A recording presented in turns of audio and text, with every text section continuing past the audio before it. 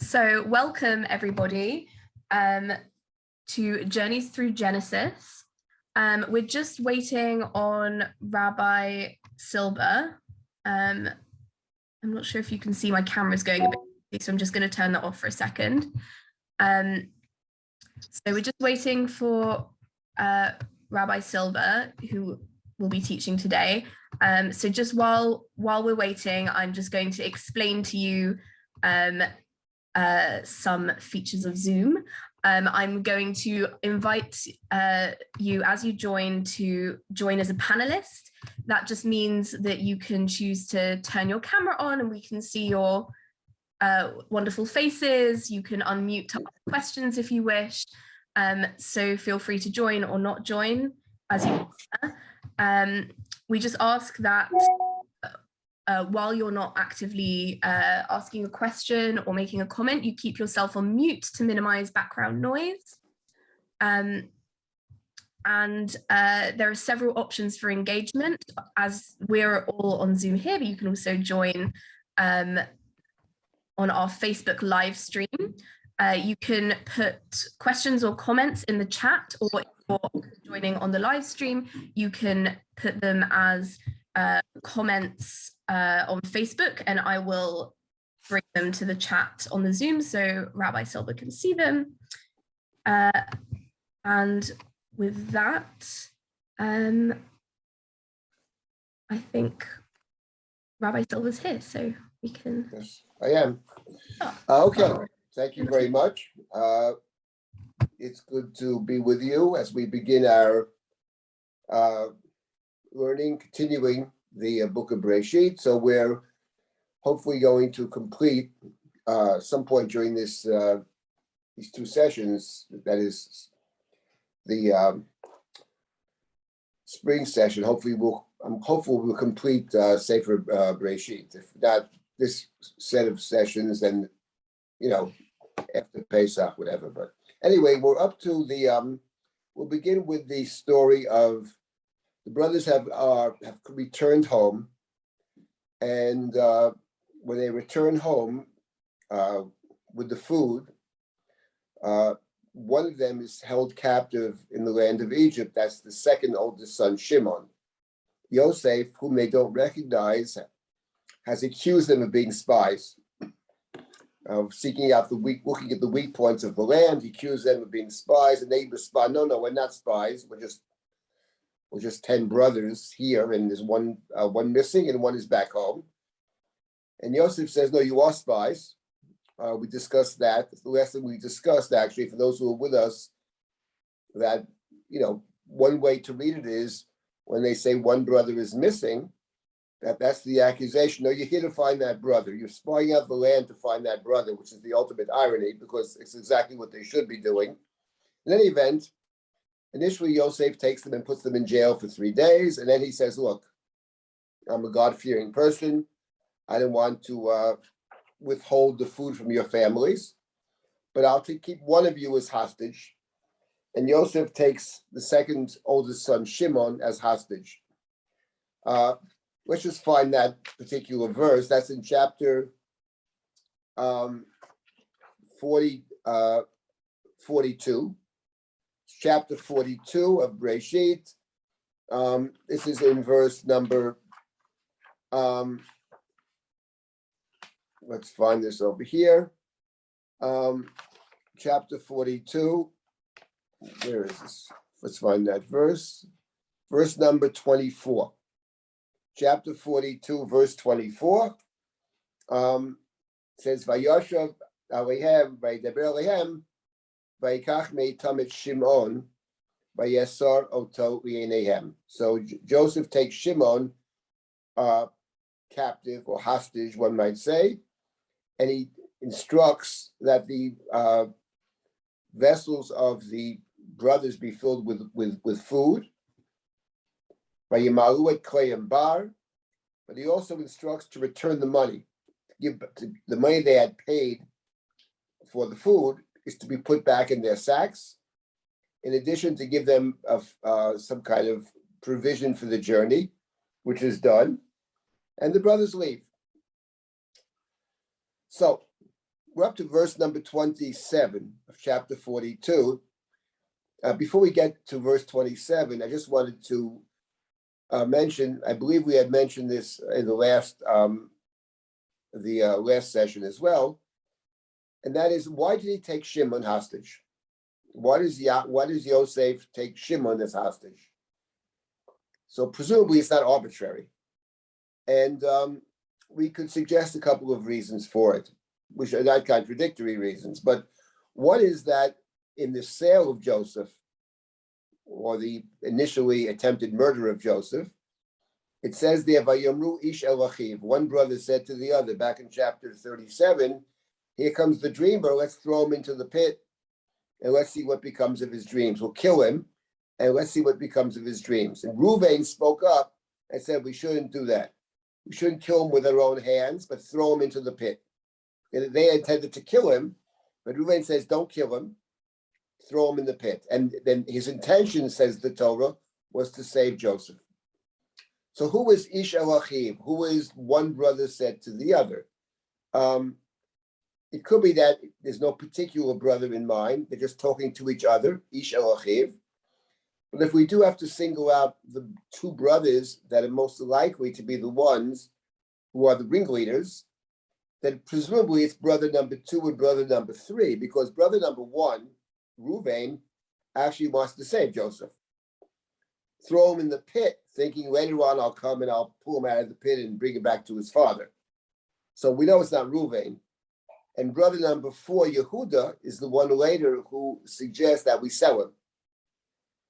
That leaves in between brother 2 and 3 was Shimon and Levi, and we know that Shimon and Levi have been already engaged in a lot of bloodshed in chapter 34 in the story of Dinah.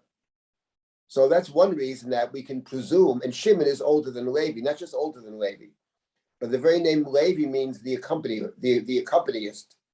So if we had if the two of them, it's the most plausible thing to say is, if of the two of them, if one is a leader, it's probably Shimon, and then the accompanist, the accomplice to the crime, would be Levi. That's his name. So that's one reason why Joseph might have taken Shimon hostage. But in addition to that, separately from that, there's another good reason, I think even a better reason, why Joseph takes Shimon. And that is because in the previous verses, the brothers are talking to each other. They don't know that Joseph understands them. Back in chapter 42, beginning in verse number 21, it says, "Vayirmu ish el achiv, avol hashemim anachnu al achinu, asher ra'inu tzarat nafsho b'tchano eleinu v'lo shamanu. Aken ba eleinu hatzara hazot." So the brothers, one said to the other, we are certainly guilty concerning our brother. We saw his suffering and his anguish. We paid no attention, but he cried out to us. We v'lo shamanu. Shamanu means not to hear. They heard, but they paid no attention to the cry. The cry was irrelevant to them. Therefore, they're saying this is why this terrible thing is happening to us. This fits very well if we assume, as I had suggested earlier, and it's found in the Medrash, and I think it could be a very good reading of the text, that what Joseph says, your spies, not spies, we're 10 brothers. One is missing, one's back with the father. Yes, the missing brother. Your spies in the sense of searching for the missing brother. So if that be the case, we understand why they conclude that there's problems are because they didn't pay heed to the cry of Joseph when he was thrown and cast into the pit. But the next verse, Bayan Ruvain Otam Lemar, Halo Amarti Alechem Lemar, Al Techatu Bayeled V'lo Shvatem, V'gam Domo Hinei Nidra. So Ruvain speaks up. He says, I said to you, Lemar, saying, do not harm the boy, the child. Al Techatu Bayeled, and you did not listen. V'lo Shvatem, and behold, his blood is being sought. So Reuven speaks up and says, listen, I told you so. I told you not to do it. Now, before, I just wanted to come back to this verse because I wanted to focus a little bit initially on Reuven. The two main characters are Reuven on one hand and Yehuda on the other, as we'll see. But they appear together in the sale of Joseph, and they appear together as the story will proceed. But Reuven says, listen, you're saying you're guilty for not hearing, not understanding, or accepting the cries of Joseph in the previous verse. But I say that in addition to that, you're guilty for not listening to me. I told you not to do it, v'lo shematem, and you paid no heed. You didn't accept what I told you.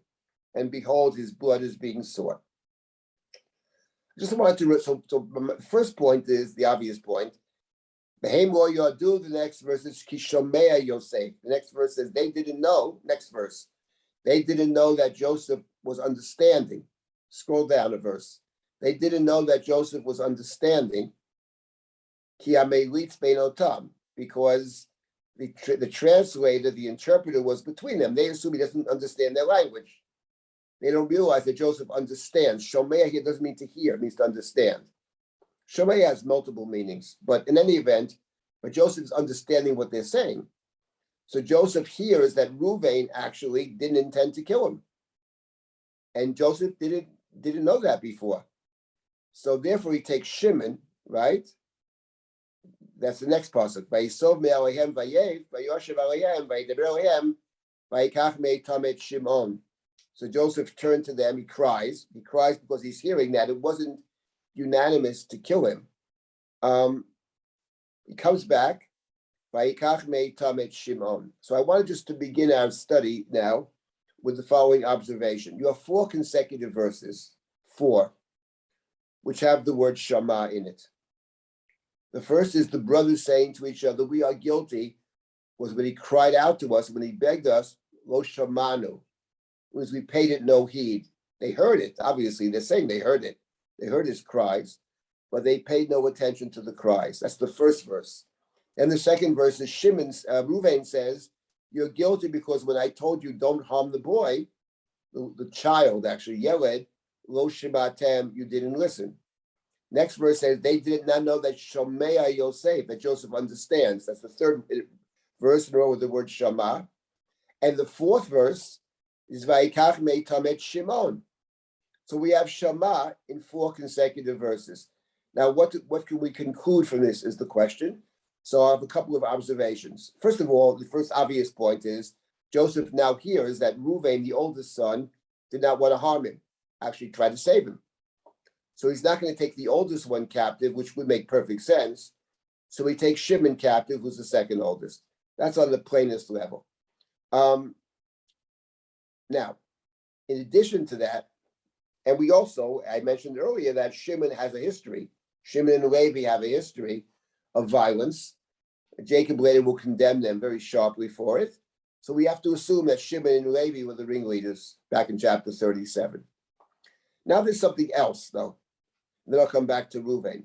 There's something else over here, that his name is Shimon, which is very interesting. His mother named him Shimon because she said, remember, the mothers give the names of their children, not Jacob, but the mothers name their children. First one was Reuven, God has seen my oppression, Ra Hashem etanyi. But the second was named Shimon, Shema Hashem ki snua anochi. God heard that I was hated. That's what Leah says. And Vayiten li etzeh, and gave me this son. So I was thinking that actually, in addition to what I said till now, there's something else about Shimon. The man's name is Shimon because he's named Shimon because God heard that his mother was hated. And what's interesting is when you think about the larger Joseph story, the Torah says in chapter 37 that Joseph was a talebearer. And more than that, his father, instead of reprimanding him, gives him a very special coat. But when the brothers saw that Joseph had a special coat, they hated him. They couldn't speak to him peaceably. And therefore, they're out to get him. So what I would say is, in addition to everything that we've said till now, all of which is good, is something else, which is the brother who should be most sympathetic to the one who is hated is, of course, Shimon, because that's his name. His name is God listens. God is charitable towards God is compassionate towards the one who was hated. Joseph is called this by Yisna'uoto. Joseph is the hated one. That's what the Torah said. So who more than Shimon should be the one to reach out to Joseph? So he's more guilty because we expect more from him, given his mother's past and given his very name, given his very being. The names in the Torah are actually significant and not just accidental properties. In any event, Joseph takes Shimon. Now, there's something else I wanted to begin with, which is Ruvain. So Ruvain is found in the second verse of these four verses, the four Shema verses, if we can call them. But the second one, Vayan Ruvain otam lemor. Halo amarti alechem lemor. Al techetu bayeled v'lo shematem. V'gam domo hinei nidrash. You see the art of the Torah here. First of all, Ruvain speaks up. The fact of the matter is, they are all in trouble. All the brothers are in trouble. They presume it's because of the sale of Joseph. They connected to that. Then Ruvain speaks up in this verse and says, listen, I told you, Halo amarti alechem lemor. Vayan Ruvain otam lemor, amarti alechem lemor. You have three times in this verse, strange enough, the word to speak, to say. So the emphasis is, I told you, I told you, I told you. Now, there are 2 points over here. First of all, it's irrelevant. Okay, you told us, we didn't do it. We're in the present situation. What is the difference if you told us or not? How does that change anything? It changes nothing. What it does is, it's a self-vindication. I'm not guilty, it's your fault, it's not my fault, etc. That's number one. So there's no point to it. The Torah emphasizes with the word lemar. He's doing a lot of talking, but the talking is irrelevant, actually. That's number one. Number two, what he claims to have said, interesting is the word lemar. We have in the Chumash many, many times, Vayidaber Hashem el Moshe lemar.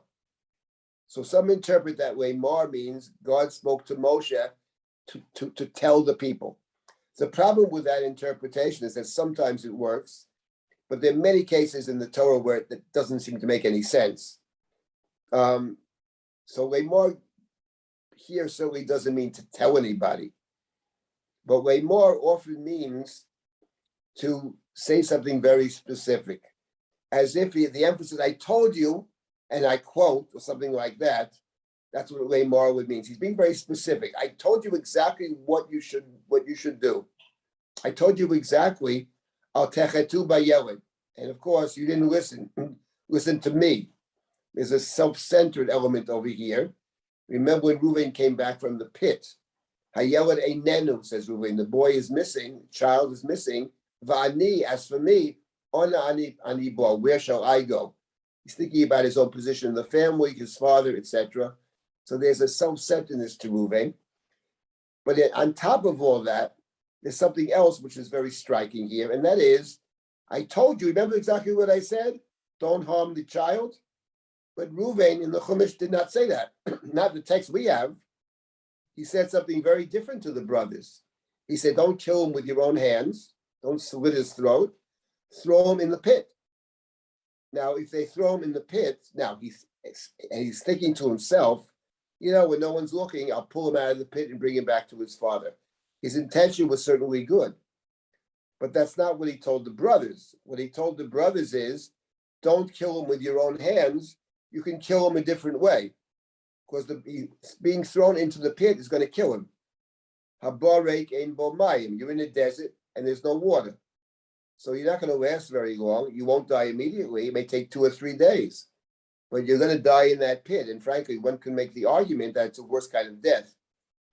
But he certainly did not say, Al techetu bayeled. So we have him self-positioning, but claiming that he said something, which he was thinking. He was certainly thinking, don't harm the boy, because it says he wants to save him. He wants to bring him back to his father. But he never said it. So it's a wonderful pasuk over here because it really gives you a sense about Reuven. His intentions were certainly good. He really wants to save him. No one else wants to save Joseph's life. I mean, Yehuda wants to save him by selling him later. Not that the brothers did sell him, of course, as we study. The simple reading of the Torah is they never actually sold him. Somebody else sells him in the interim. But the only one about whom it says he wants to save Joseph's life and bring him back home safe is Reuven. But that's not what he told the brothers. He makes a distinction between killing with your own hands and causing death. Now, that is a problematic distinction from a moral perspective. It's a very interesting question. Is there a difference between killing somebody with your own hands or damaging someone with your own hands or causing damage?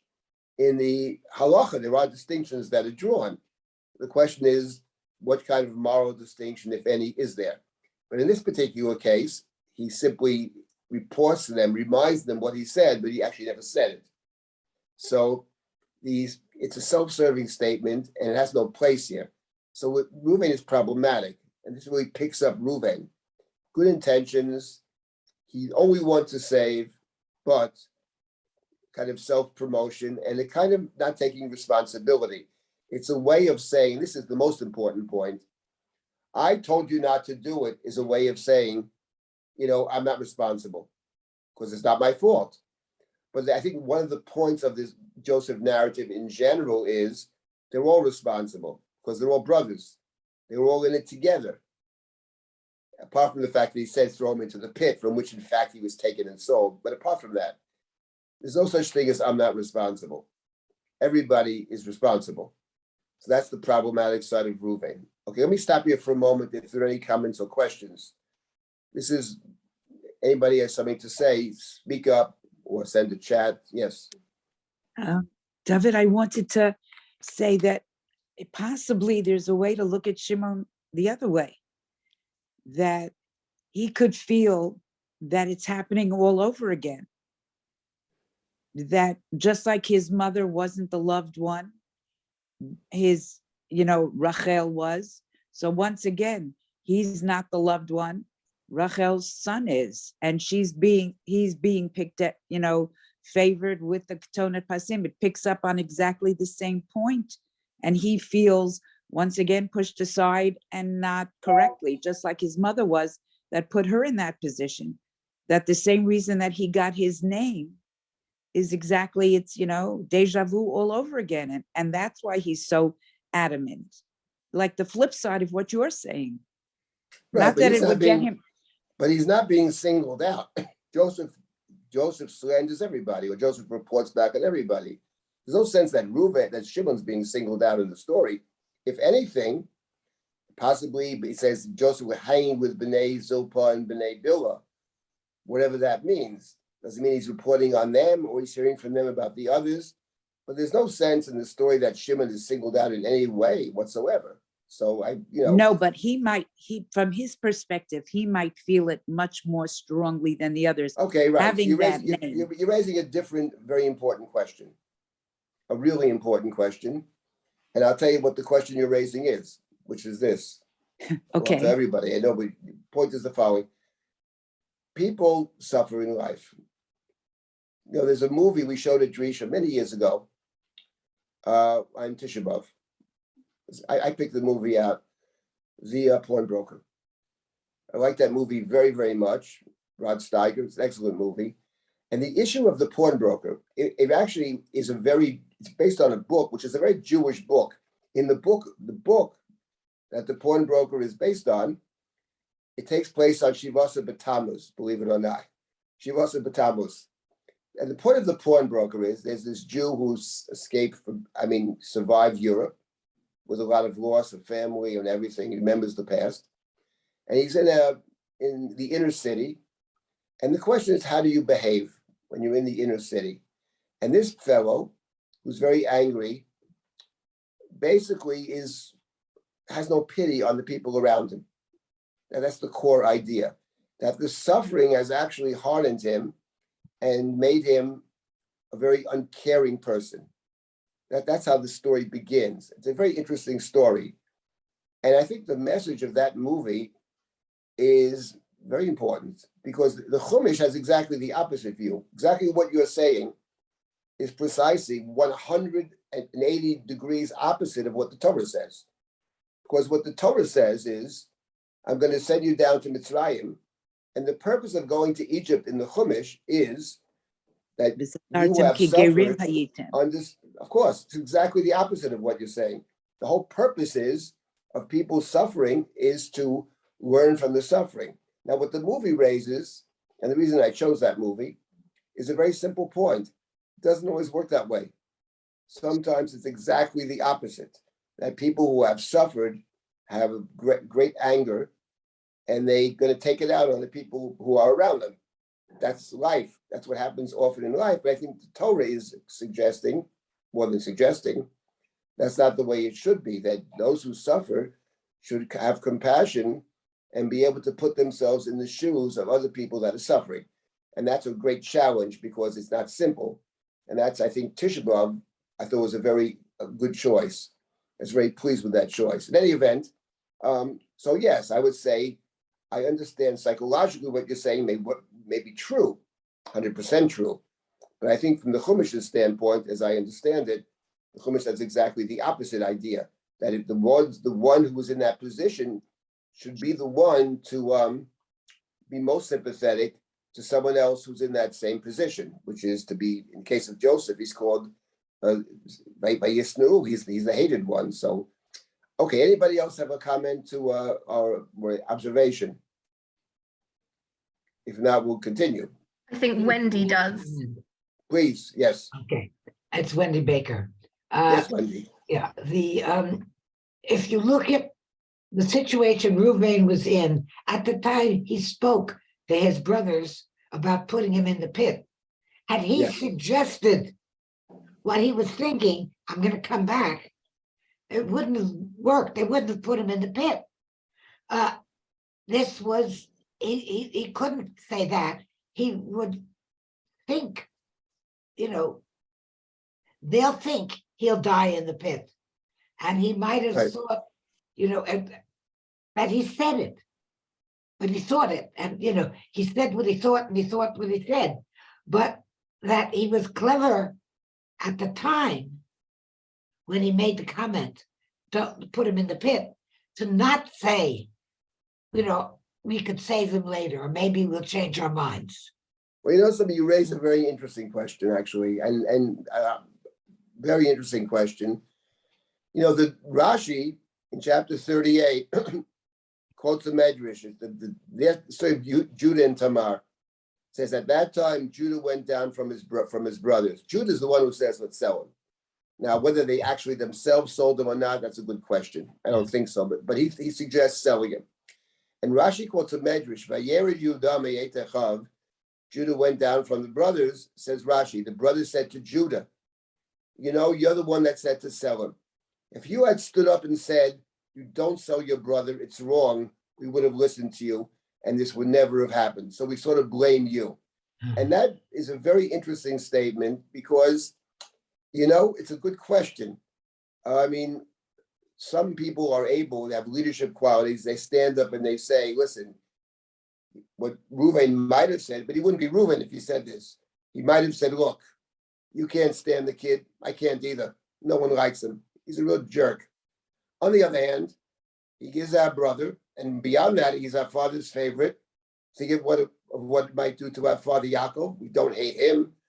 We have our issues with him. We don't hate him. So, again, if he had said that, would they have listened? But the point is that it takes a certain kind of person to stand up and said, we're not doing it. And very often, someone who has the guts to do that, people do listen. But when Reuven says, let's not kill him with our own hands, but let's throw him into the pit where he'll die. Now he intends to save them. But that's not what he says. He makes this distinction. And Yehuda doesn't make that distinction. Later on, when they're eating their meal and Joseph's in the pit, Yehuda says, why should we kill our brother? He calls it as it is. He's going to die in the pit. Let's sell him, and we'll make a little profit on the side. So again, he didn't say it's wrong, but he says it is wrong to kill. He does say that much. He didn't say it's not wrong to sell your brother into captivity. That he doesn't say. So again, it's a good question as to whether it's a leadership question. Do you speak up and say what you think? Or do you try to size up the audience and say, if I go that far, I won't be able to convince them? That's a very big question, and the different kinds of people have different leadership, the different leadership models. Moshe Rabbeinu would not have said, throw him into the pit and think to take him out later. Moshe would have said what he said, the golden calf, Miu Hashem Elai. It's wrong, and we're not doing it. And he said that in the face of the fact that virtually everybody, as we could see, would be opposed to him. And his brother Aaron says, what do you want? Well, what can I do? You know the way the people are. So Moshe says, I don't care the way they are. That's not, we do the right thing. So it's a good question. I mean, you raise a very critical question in general. But in any event, this is what Reuven did do. And his throwing him into the pit, on one hand, may have saved his life. On the other hand, it allowed him to be sold because someone else picked him up out of that pit. When Reuven hears they want to sell him, he goes back to the pit to pull him out, but it's too late. He's gone. Does anybody else want to come? And their society was broken down and dissolved. And I hate to bring back the pawnbroker, but he thought he'd stay isolated and survive. But he trusted the boy, but the rest of it, forget it. And then you said the anger layers came out. Same with these brothers. Deterioration of society. That was their society. True. Okay, that's true. And that's what happens is basically precipitates exile. The story of Joseph is about going into exile. It's a fantastic story, actually. Very unusual story, but this is what precipitates the exile. And the Chumash makes it clear from the very beginning when Yaakov says to Yosef, your brothers are in Shechem, I'd like you to go see them. And Joseph's response is Hineni. And Hineni is one of those words that's a critical word in the Chumash. And it means the Torah is giving us a signal that the story of Joseph in Egypt is the beginning of the Jewish people going into exile. There's no question about it, which is precipitated by brothers, in this case, brothers not being able to figure out a way to live together. That's what it comes down to. Okay, this is Reuven now. So this is Reuven. So meanwhile, now let's pick up our story. And fine, so the brothers now go home. The brothers go home. Joseph sends them home with a lot of provisions, with food. He even gives them food for the journey, Seder HaDerech. But in addition to that, he returns their money. He returns their money. And this is a very good question. Why does Joseph return their money? So I wanted to start with that. And this is found in, let's start with this 27th pasuk of chapter 42, verse 27. Vayiftach, so they're traveling back. They're traveling back. They take their food with them in verse 27, chapter 42, verse 27. Vayiftach ha'echad et sako l'teit mispo lachamoro b'malon. One of them opened up his sack. Ha'echad, one of them. It says ha'echad is interesting. The one opened up his sack. Rashi says it's Levi. It's the one who's now alone, because Shimon and Levi are a pair. In any event, one opened his sack to feed his animals in the inn. Vayarik kaspo v'nehu b'fiyam tachto. When he sees that his money is inside his sack, it's right there, at the opening of the sack, the mouth of the sack, he finds his money. What is this? Vayomer Elochiv hushav kaspi v'gami b'yam tachti. He says to the brothers, the money's been returned to me. It's in the top of my sack. Vayetze libam. That when the heart went out. Vayechedu ish Elochiv leimar mazot oso Elohim lanu. And one said to the other, ish Elochiv, what has God done to us? They understand this is a problem because it appears that they took the food without paying for it. That's a big problem, and they have one brother who's in captivity. What I wanted to underscore over here is one little word in verse number 27, critical word. And the word is the last word of the verse, which is lanu. What has God done to us? The brothers did not say to this, whoever this brother is, to the one of them, what did you do? Or what has God done to you? But they say, what has God done to us? This is an incredibly important verse because there is a sense in this verse that the brothers feel a kind of corporate responsibility. What is God? Now, remember, no one at this point, for whatever reason, if I were a brother, I would check my own sack. They don't. They don't check their sacks. They assume it's only this particular brother, unnamed, but they're saying that what has God done to us, plural. Maybe that's the reason that the name of the brother is not even given. It doesn't matter which brother it is. It's one of them. If it's one of them, it's all of them. And I would just emphasize over here or remind ourselves that in a similar situation, which we'll repeat later, because remember the money being placed back in their sacks and later the magical goblet of Joseph being placed in Binyamin's sack, it's going to appear later in the story. So they're leaving Egypt and they find something in their sack, which shouldn't be there. Now, the parallel story earlier we had in the book of Bereshit is when Yaakov runs away from Lavan, back in chapter 31, and he doesn't know that Rachel has stolen her father's trophy. So Lavan chases after him and says, why did you steal away from me? Why didn't you stay? I would have thrown you a party, you know. And then he says, and by the way, you're going back home to your father and your father's God. Why'd you steal my gods? And Jacob's response to the question, why did you steal my gods?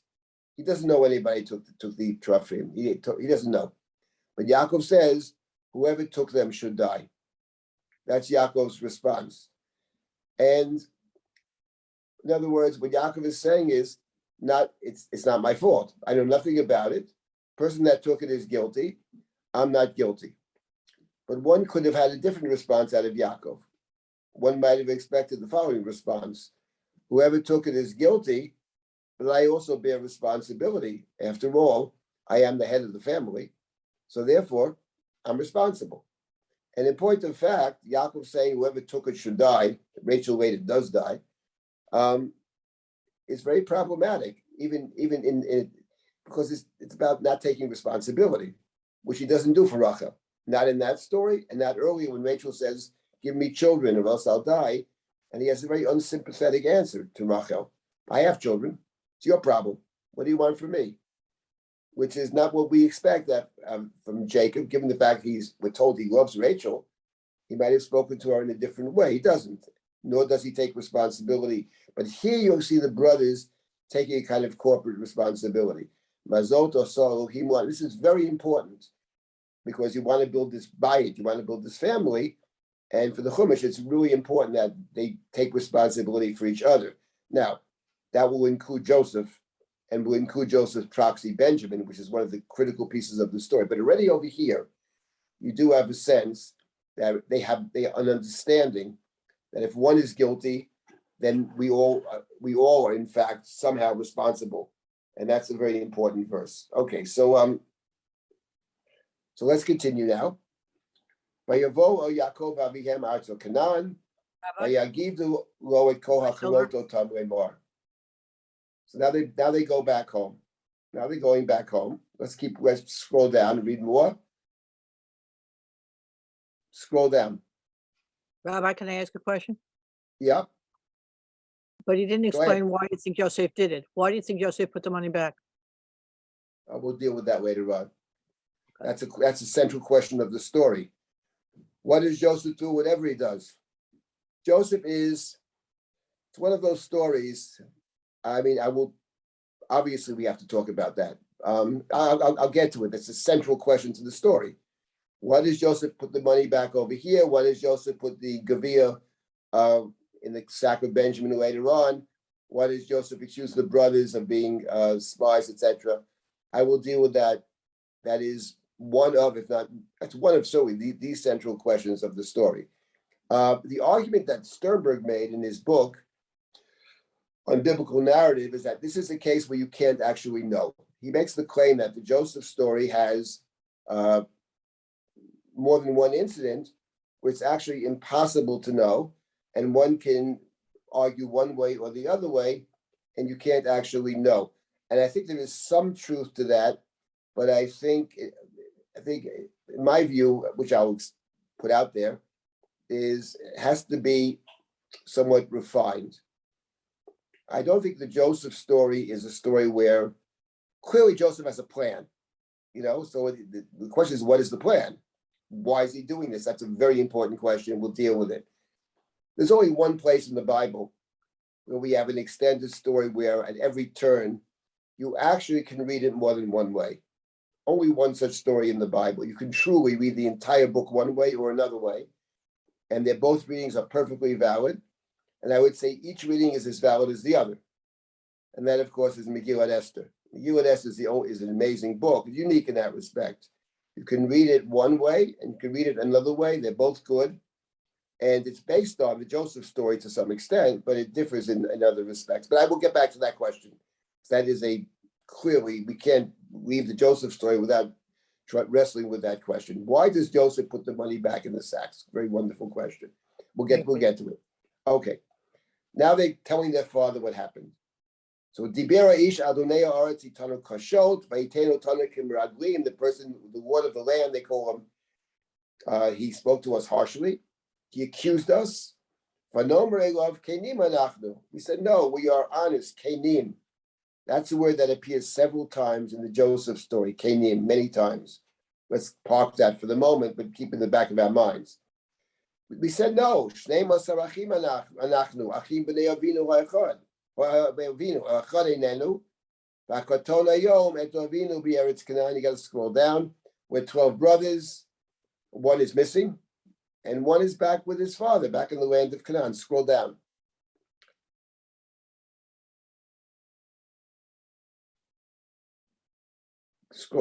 Keep scroll down, right? Next verse, scroll down.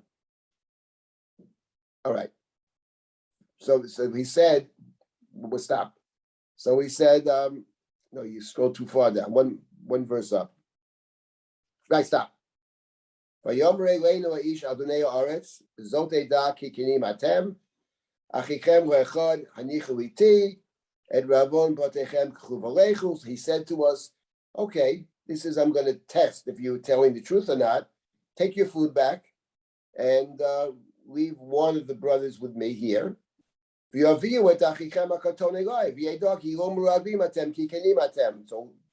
bring that brother you claim is back home.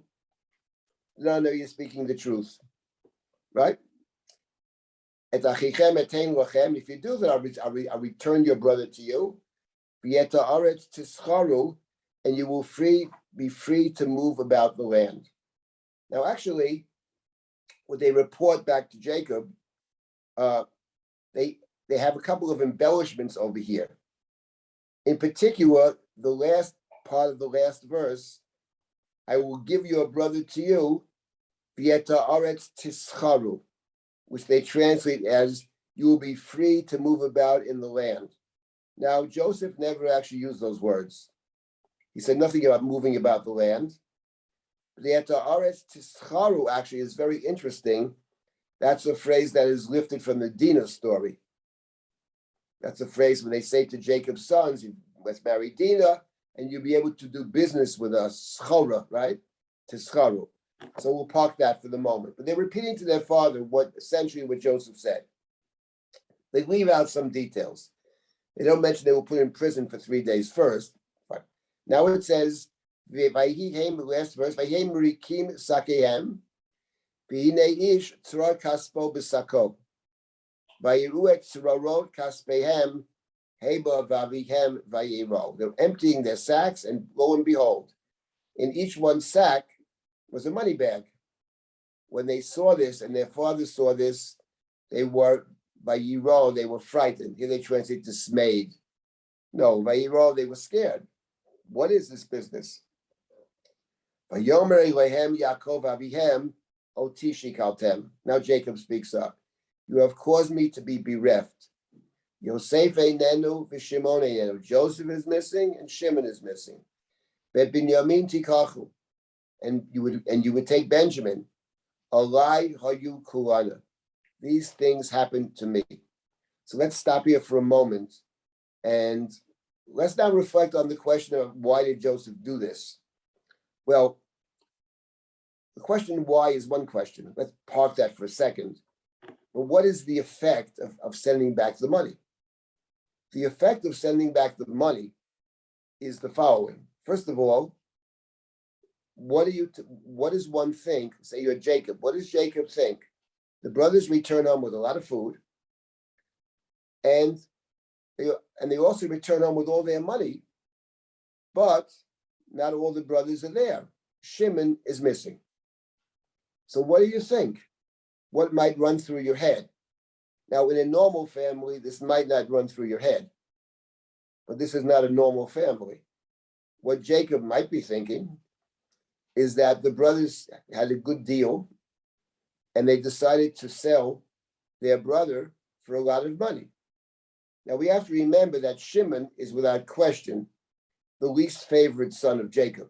That's for sure, because Jacob had a rather rough interaction or conversation with Shimon at the end of the Dinah story. He says, you have sullied me, Shimon and Levi, but Levi's the accompanist. Shimon's older. Later on in the blessings, when he blesses his children, Shimon and Levi are singled out. Your dwelling places or Becheroteim are places of violence or wickedness. I will divide you. I don't want to be part of you. Those are very harsh words. So Shimon is the least loved. There's no question about that. And now the brothers, maybe they saw an opportunity. Now, the point is, Yosef einenu v'Shimon einenu. There you see that with Jacob, somewhere in the back of his head, might be thinking, we don't know for sure, that the same way that the brothers come back without Shimon and a lot of dough, maybe a similar thing happened to Joseph. The brothers were intending to sell Joseph for money, and according to some of the commentaries, in fact, did sell him for money. I don't think that's the plain reading of the Chumash. It doesn't matter whether they actually sold him or not. They had intended to. So the point is, when Joseph sends the money back, okay, this will cause certainly Yaakov to start to wonder both about Shimon and also about Joseph, and it will actually present a test for Jacob. Now, I'm not saying this is Joseph's intention. It might be. But the test for Jacob is going to be what he actually says in this verse. Yosef is missing, Shimon is missing, and now you would take Benjamin? Why is these things happening to me? In other words, sending Binyamin now, his remaining favorite son of his wife Rachel, to redeem Shimon, the least favorite, if in fact the story is true.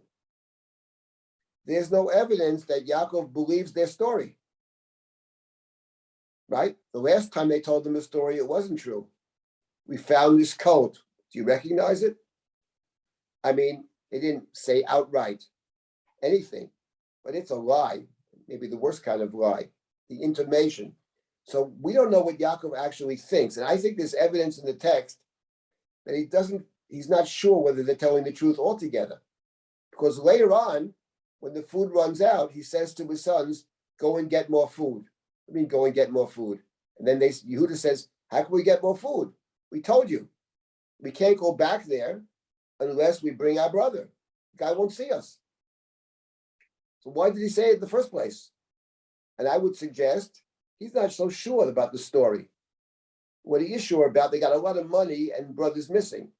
And the previous son disappeared under certain circumstances. Yaakov knows that he's hated. Yaakov sent Joseph to make peace.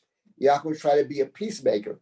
So somewhere on the back of his head, it's certainly possible. Chumash doesn't say, but it's certainly very possible that Yaakov suspects. It's funny that the Torah never actually tells us what Yaakov thinks about the Joseph story.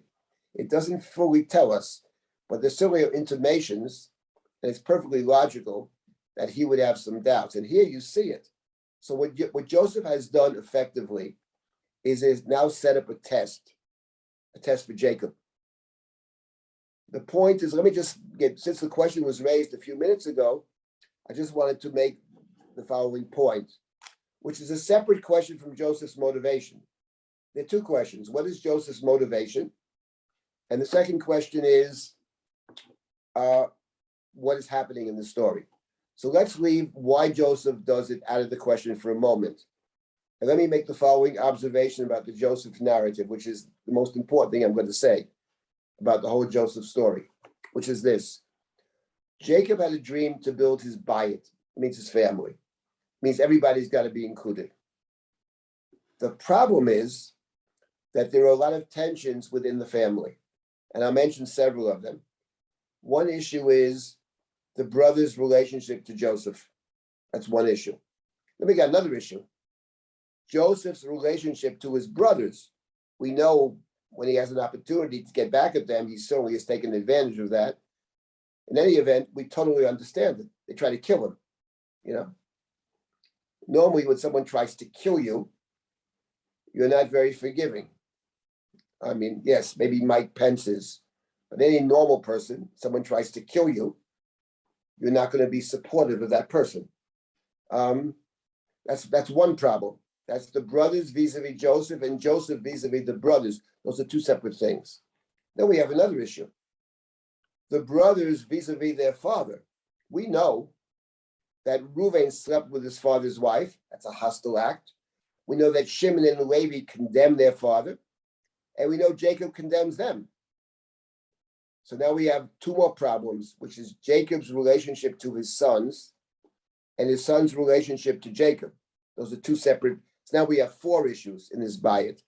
And on top of all that, we have another question, which is Joseph's relationship to his father and the father's relationship to Joseph. That's another question. Because, okay, Joseph talks fondly of his father. In point of fact, I'm not suggesting that Jacob thinks that Joseph thinks Joseph set him up. Some people have suggested that. I think that's not true. Joseph does not suggest that Yaakov intentionally sets Joseph up, but de facto he did. De facto he put him in a dangerous situation, and Joseph was sold. So de facto he did that. And then Joseph may have questions about the way Binyamin's being treated. Go down to Egypt, and all the brothers are there except for Benjamin. What's that about? Is Benjamin still alive? Maybe they killed him too. Is Jacob overprotective of Benjamin, favoring Benjamin? That did not do well for Joseph. And then we have the other question that will emerge later: Yaakov's relationship to Joseph. He certainly loves Joseph.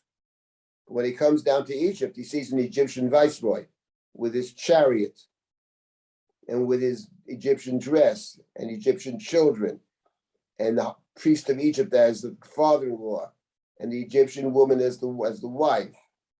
So that's another question. So in other words, you want to build a family, and then on top of that, there's something else, which is, what about Rachel? What's her place in the family? She died on the way. Can we include Rachel? She died having stolen Trophim. So these are the issues in the story.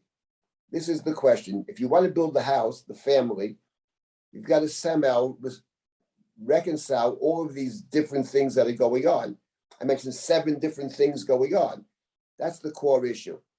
Now, we have to make the following distinction. So de facto, when Yosef sends the money back, for example, what that now sets up is a test. It sets up a test for Yaakov. Is Yaakov going to be willing to risk his favorite child, Rachel's only remaining son, in order to help the family, in order to free his least favorite son? Is he willing to do that or not? There's an element of danger, of risk, etc., on many levels. In fact, Jacob is being tested. But Jacob, if you want to build a family, everybody's included, you got to take that risk. But will he be able to do it? So certainly that's what's happening in this story. Now, there's a separate question. Was that Joseph's motive or not? Or maybe Joseph's motive could even be to send a message to his father, these are people who for money will do virtually anything. Who knows? We can't really tell what Joseph's motive is, but we do know de facto what's happening in terms of a test. Now, there's another possibility. Why does he return the money? That was the question. I'll tell you why he returns the money. I'm going to take money from my brother. My brother needs food. He calls me up. David, I have no food. Can you give me some food? What am I going to say? I'll give you some food. It'll cost you $400. What? He's my brother. Of course you could have food. What's the question? That's another way to read it. He's not going to charge the brothers for food. It's a completely different reading. So here the point is, here's where this question of ambiguity comes in.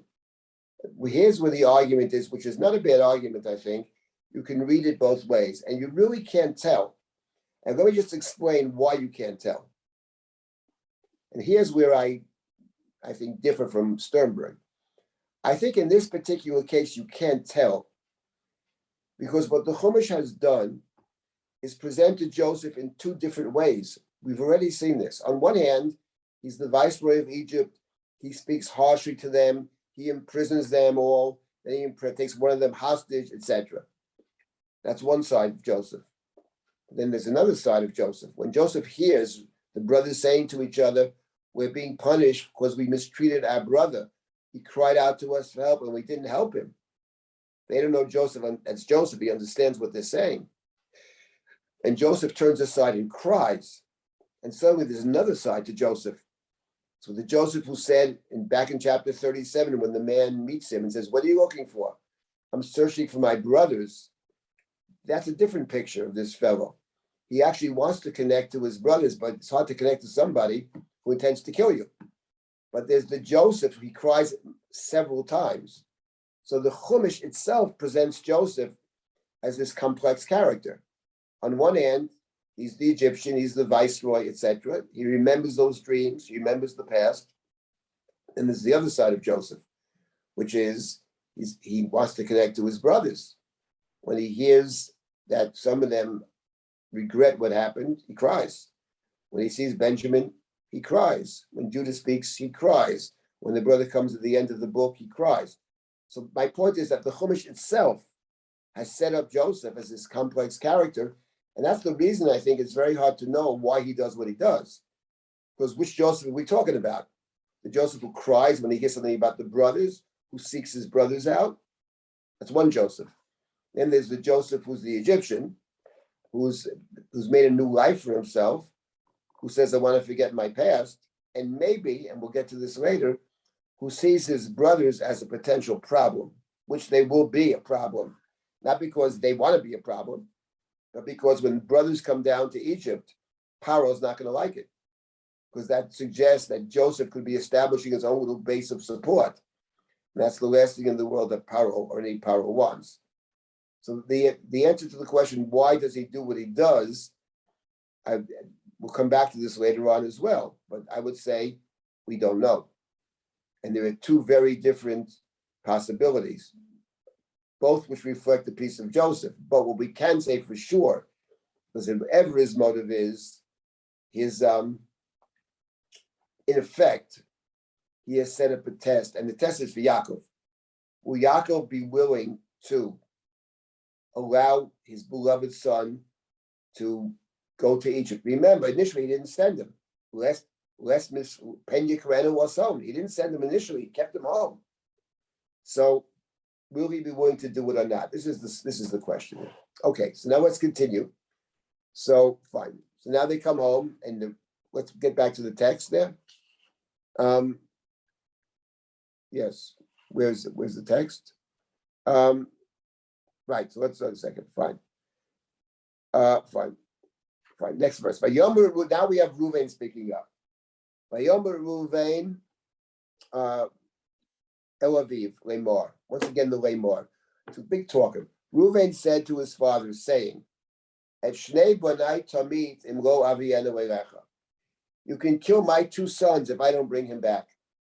Tno oto yodi v'ani ashivenu elecha. Give him to me, and I promise to return him to you.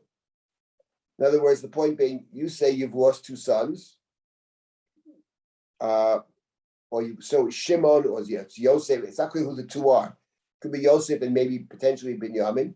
If you lose Yosef and Binyamin, then you can kill my two sons in return for this. Give him to me, and I'll return him. I take responsibility. Now, let's just take a moment about this offer that Reuven makes, which, of course, on one level, it's completely absurd. Why would Yaakov want to kill his grandchildren? Yaakov's grandchildren. So it makes zero sense. What Reuven seems to be saying is, if you lose two, because remember, Reuven sees himself, Reuven's intention is saving Joseph.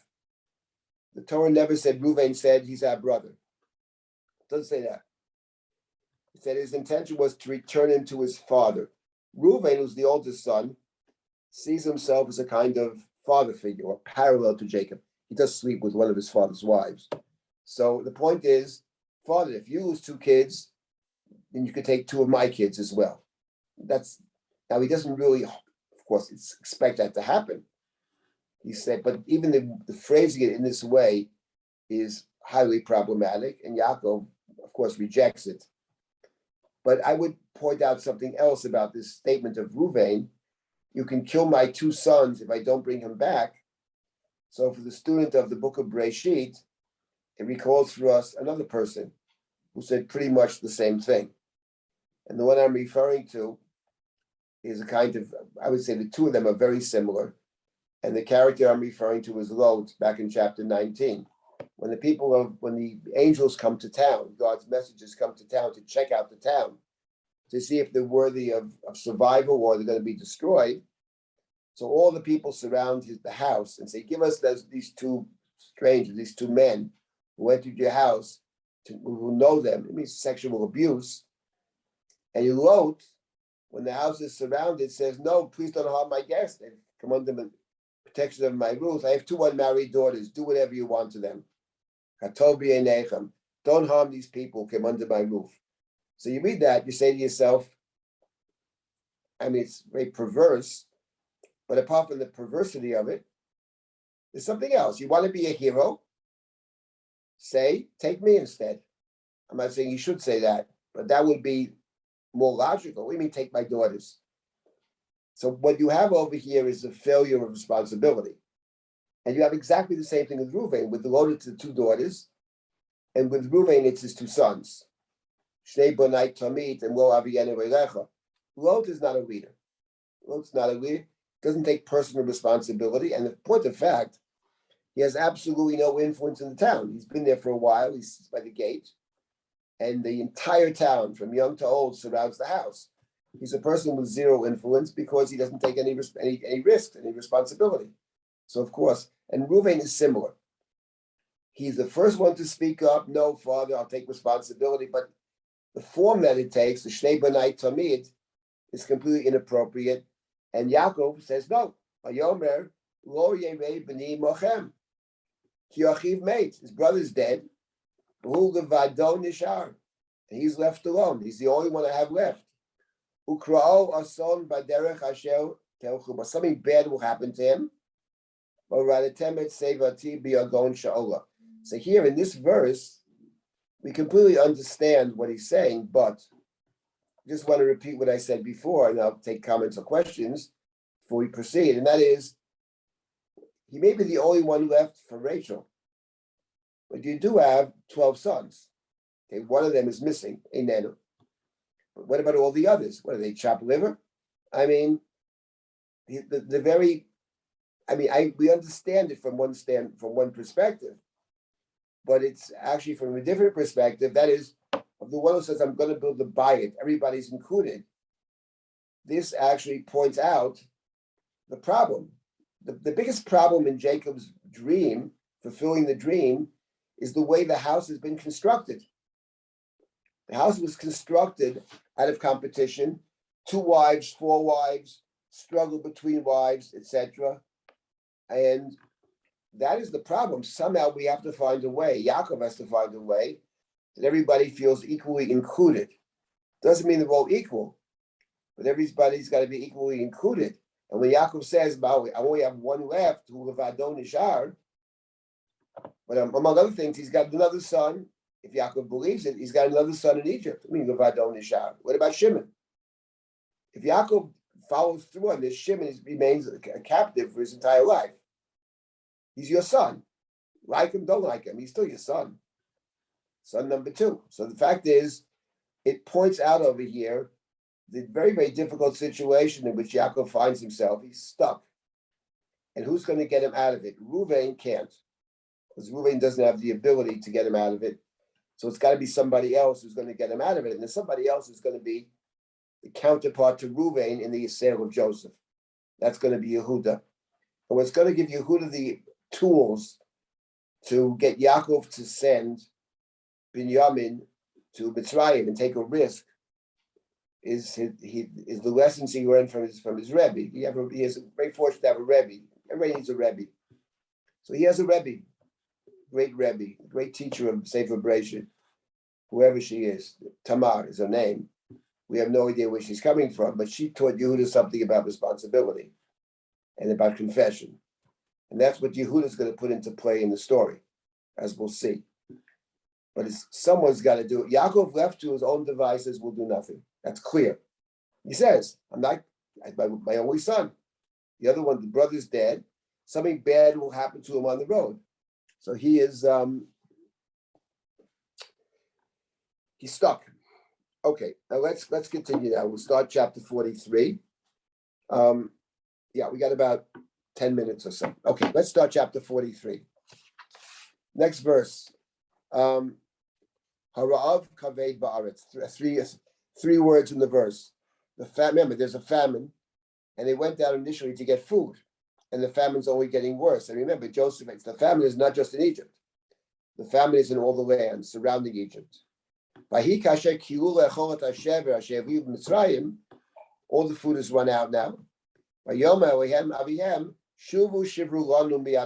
mentioned this before. Jacob says, go back and bring food. The word for food in the Joseph narrative is typically shever. Shever or bar. Shivru lanu miyal. Go back and get some food. It's a strange thing to say. They've made the point before, we can't go back without Benjamin. So maybe he doesn't believe them. Maybe he thinks the story is not true. Maybe he thinks they got going down to Egypt, they got a good deal on Shimon, and they made up the story. Now Judah speaks up. He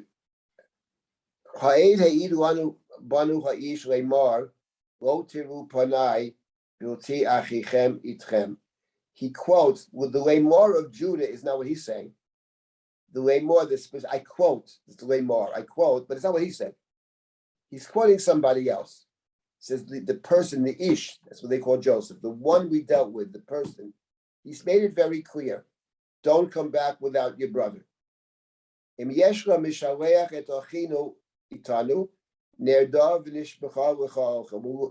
you send, says Judah to his father in no uncertain terms, you send our brother, we'll get food for you.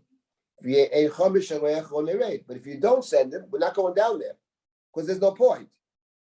Because Kiaish, scroll down. Right. That's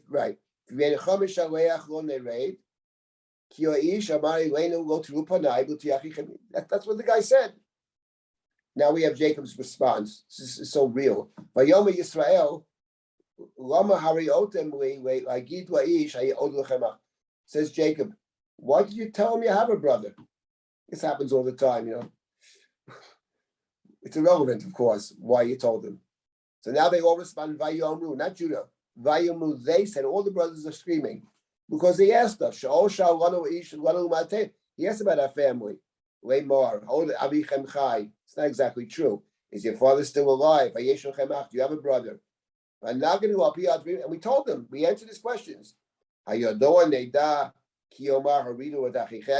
do you mean, why we tell him? He asked us questions, and it's not actually true that he asked them that question. They volunteered it, but it doesn't matter. The point, I think, here is the entire conversation is not relevant. It doesn't matter why they told him, because all that matters is the reality of the situation. So they're all screaming and yelling, and Jacob screaming at them. Happens all the time.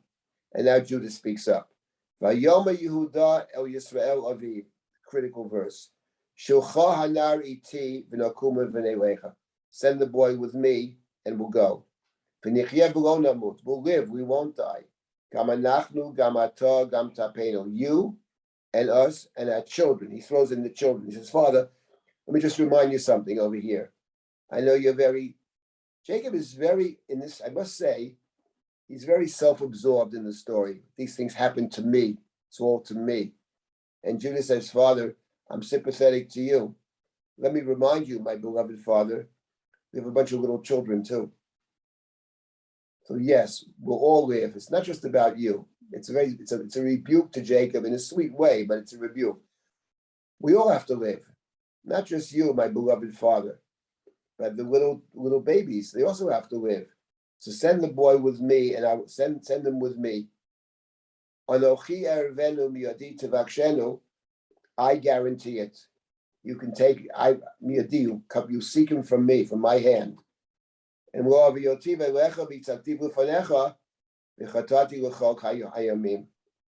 come back to this speech next time, but of course, just for now, and there's more to it.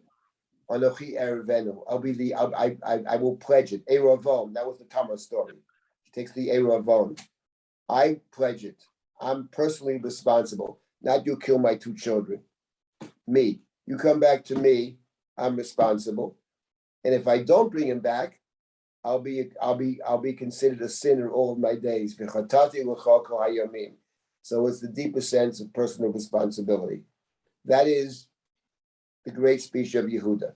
Before I stop here, I wanted to make one observation. We'll pick up with this next time. This is a critical conversation.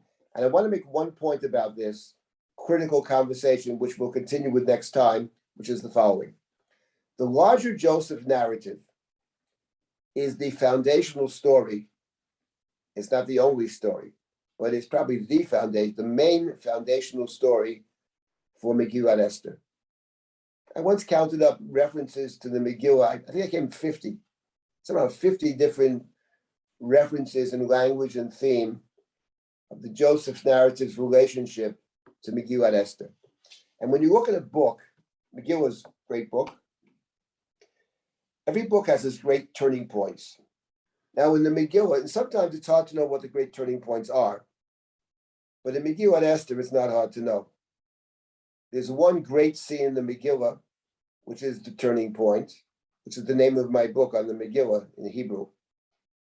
Imri'et Kozot, for such a time as this. It's the name of my book, the Hebrew. It hasn't been translated yet. Written by Ben Zion Ovadia. It's my Torah, beautifully written.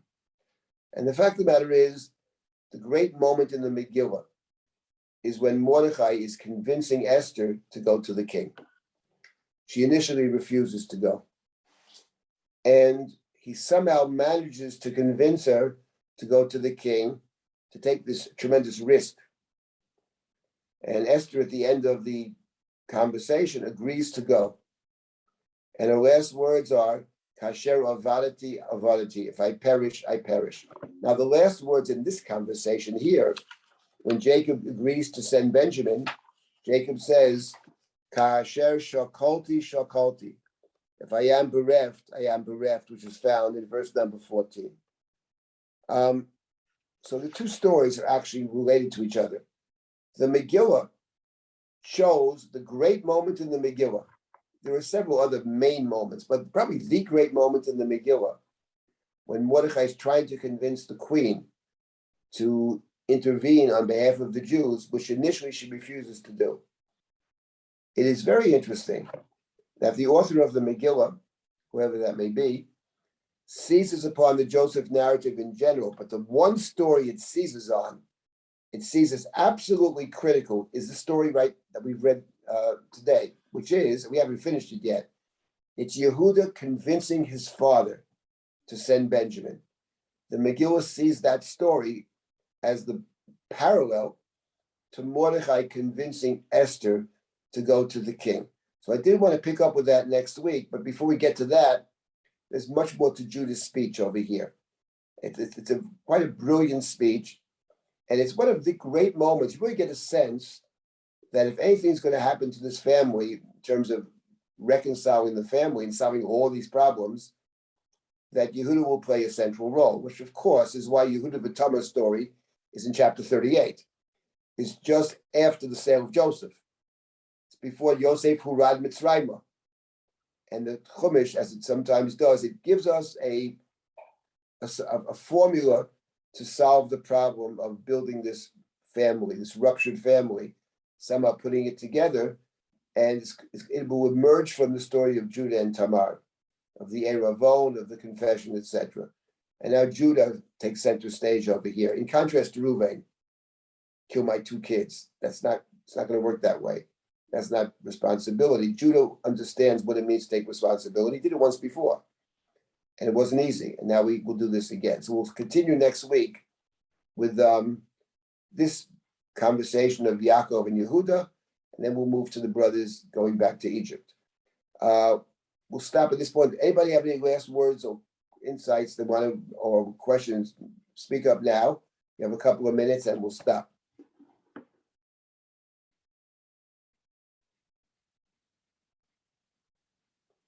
Anybody? Okay, then we'll stop. Continue next time. I think Yael had a question. Yes, Her hand up. let's hear.